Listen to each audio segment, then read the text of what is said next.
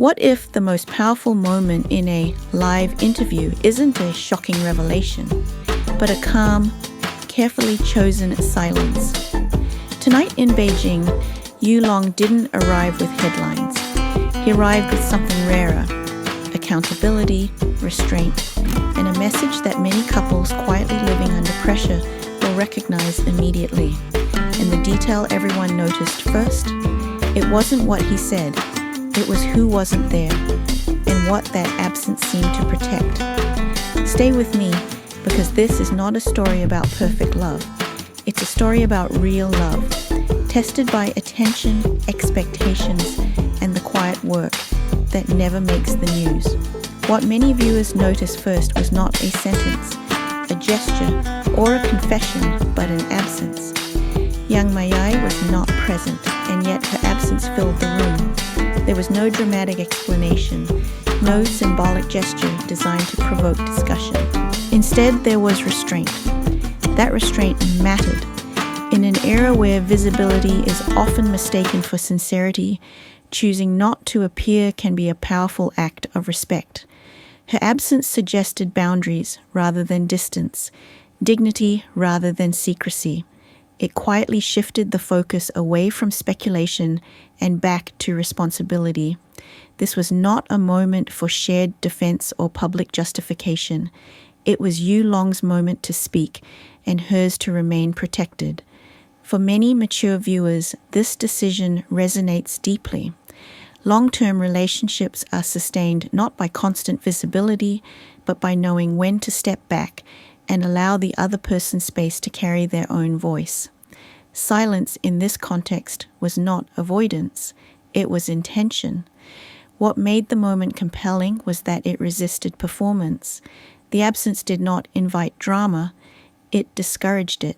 It reminded the audience that sometimes the most respectful way to honor a relationship is not to display it, but to shield it from unnecessary noise.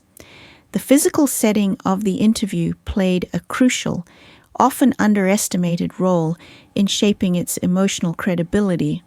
There were no visual distractions, no background music guiding the audience's emotions, no elaborate staging to elevate the moment into spectacle. What remained was simplicity. And in that simplicity, honesty had room to breathe. Minimalism strips away protection. When there's nothing to hide behind, words carry more weight.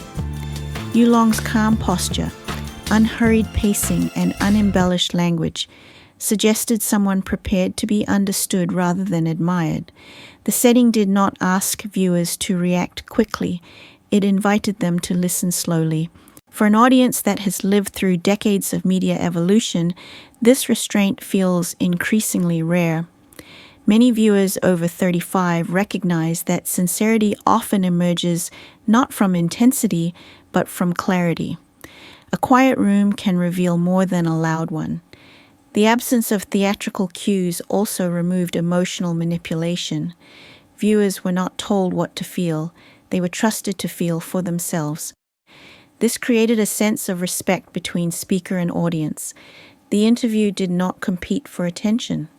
It earned it gently by allowing the conversation to unfold without interference.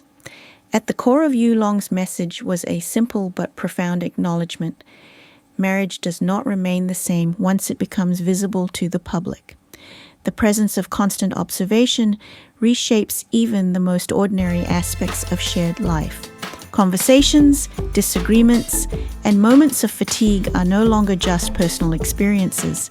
They risk becoming interpreted narratives.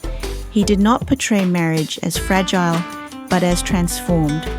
When one partner becomes a public figure, privacy narrows.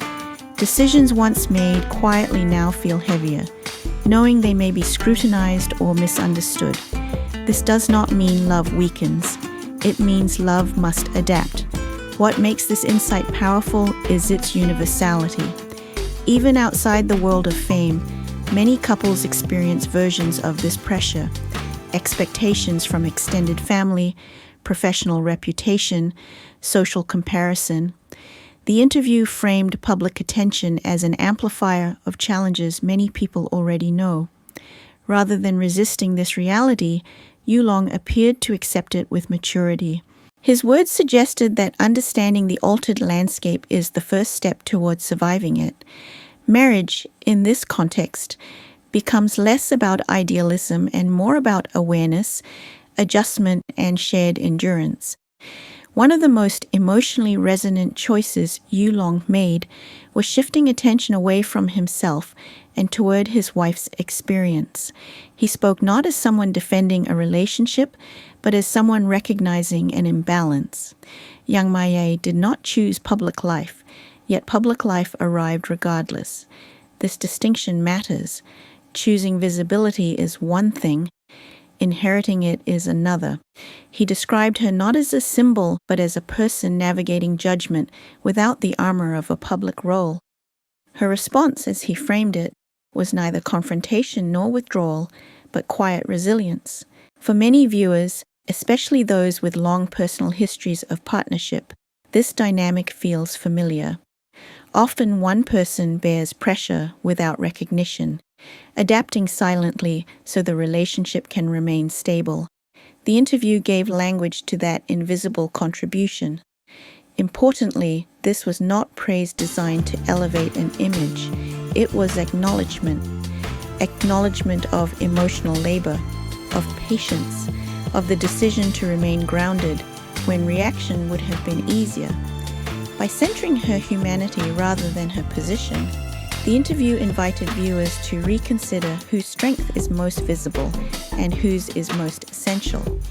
One of the most striking ideas Yulong articulated was the difference between being criticized as an image and being criticized as a person. A public figure, over time, becomes abstracted. Criticism often targets a role, a projection, a constructed identity. It can be painful, but it is partially insulated by distance. For someone outside that role, criticism lands differently. It reaches personal identity directly, without filters. Yulong's reflection exposed this imbalance with clarity and restraint. He did not dramatize it. He simply named it. This distinction explains much of the hidden strain in relationships connected to public life. It is not the volume of attention alone that matters, but where that attention lands. When judgment touches character rather than performance, the emotional cost is higher. For mature audiences, this resonates beyond celebrity culture. Many people understand what it means to be judged not for actions, but for perceived intentions. The interview reframed criticism as a structural issue, not a personal failure. By doing so, it encouraged empathy rather than debate, reminding viewers that fairness is not always evenly distributed, even within the same household. If you appreciate thoughtful updates told with balance, warmth, and respect, please consider subscribing to Update X 124VH. Thank you for watching and for choosing understanding over judgment. Keep an eye on the channel for more carefully curated stories, and I'll see you in the next video.